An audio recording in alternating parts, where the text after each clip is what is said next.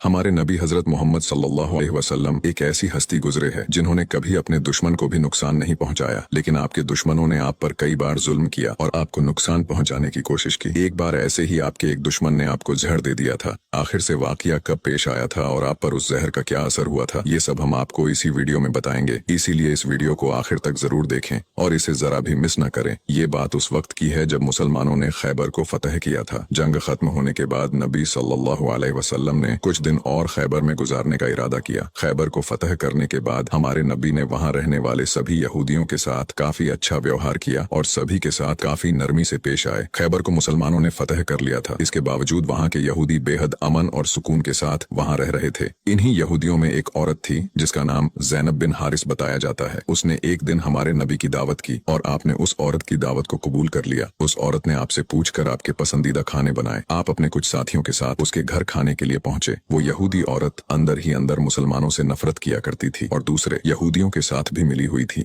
जो मुसलमानों के दुश्मन थे। उस औरत ने खाने में पेश होने वाले बकरी के गोश्त में जहर मिला दिया था। जब जहर से भरे उस गोश्त को आपके सामने पेश किया गया और आपने खाने के लिए एक निवाला उठाया और अपने मुंह में रखा तो आप समझ गए कि इसमें जहर मिला हुआ है। आपने तुरंत अपने साथियों को खाना खाने से रोक दिया और कहा कि इसमें जहर मिला हुआ है, लेकिन अफसोस के आपके कुछ साथी उस वक्त तक कुछ गोश्त खा चुके थे जिसकी वजह से उनकी शहादत हो गई। कहा जाता है कि जहर के बारे में हमारे नबी को उस जहर की बोटी ने ही खबरदार किया था। इस वाक़े के बाद उस औरत के साथ साथ उसके सभी साथियों से पूछताछ की गई तो उन्होंने न सिर्फ अपना गुनाह कबूल किया बल्कि ये भी कहा कि हमने आपके साथ ये इसलिए किया क्योंकि हम ये देखना चाहते थे कि आप अल्लाह के सच्चे नबी हैं या नहीं। अगर आप अल्लाह के सच्चे नबी हैं तो इस जहर का आप पर असर नहीं होगा और अगर आप अल्लाह के नबी नहीं हैं तो हमें आपसे छुटकारा मिलेगा। ये बात तो सब जानते हैं कि हमारे नबी ने कभी किसी से बदला नहीं लिया, जबकि आप पर कई बार बहुत जुल्म किया गया जिसके बारे में कोई सोच भी नहीं सकता। लेकिन जब उस जहर की वजह से आपके सहाबा की शहादत हुई थी तो कानून के मुताबिक उस औरत को भी कत्ल कर दिया गया। लेकिन कुछ रिवायतों में आता है कि उस औरत ने खुदकुशी कर ली थी। वही कुछ रिवायतों में कहा जाता है कि उस औरत को माफ कर दिया गया था। इस बारे में कई मुफस्सरीन अपनी अलग अलग राय रखते हैं। एक हदीस में हजरत आयशा फरमाती है कि जब नबी सल्लल्लाहु अलैहि वसल्लम की जिंदगी के आखिरी दिन चल रहे थे और आप बीमार रहा करते थे, उस समय आप कहा करते थे कि खैबर में जो मैंने जहर से मिले हुए गोश्त का टुकड़ा खाया था उसका दर्द मैं आज भी महसूस कर सकता हूँ। ये बात कई किताबों से साबित है कि उस जहर का असर हमारे नबी के आखिरी दिनों में देखा गया था और इसी जहर के असर ने आपकी वफात में एक अहम किरदार अदा दिया था।